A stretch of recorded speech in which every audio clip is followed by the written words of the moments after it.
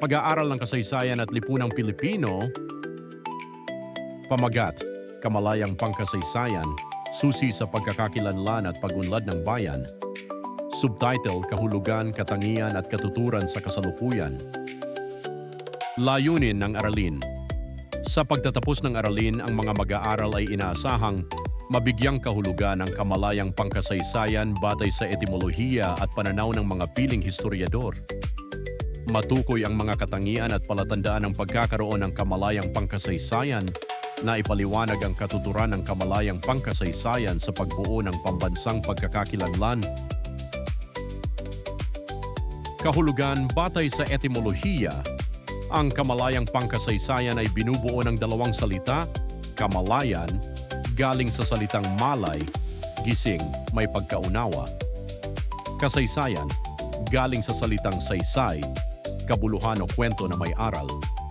Kahulugan, ito ang malalim na pagkaunawa at pagpapahalaga sa nakaraan na nagbibigay saysay sa kasalukuyan.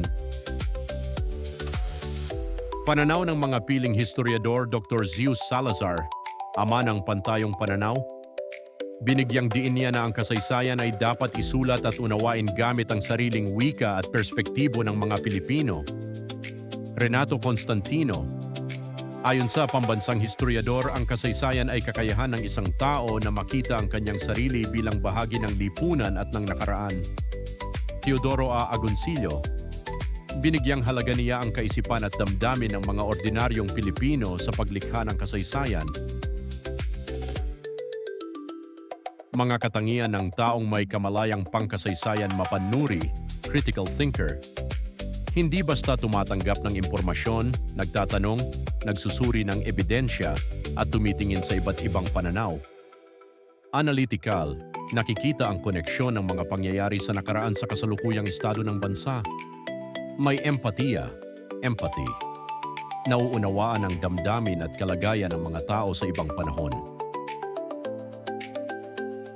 Palatandaan ng kamalayang pangkasaysayan halimbawa sa totoong buhay, pagsusuri sa balita. Sa halip na maniwala agad sa fake news, sinisiyasat ang pinagmulan at konteksto ng isyu.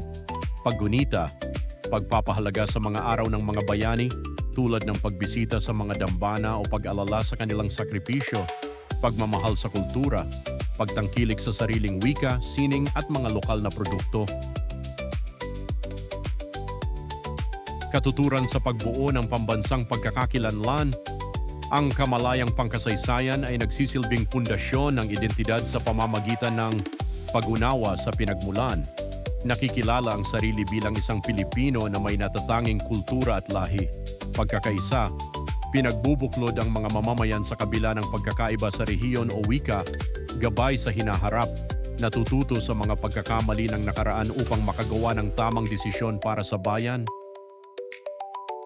Buod ang kamalayang pangkasaysayan ay hindi lamang pagsasaulo ng mga petsa o pangalan, kundi pag-unawa sa kabuluhan, saysay, ng mga ito sa buhay ng mga Pilipino. Ito ay naghuhubog sa atin upang maging mapanuri, makabayan at may pananagutan sa ating lipunan.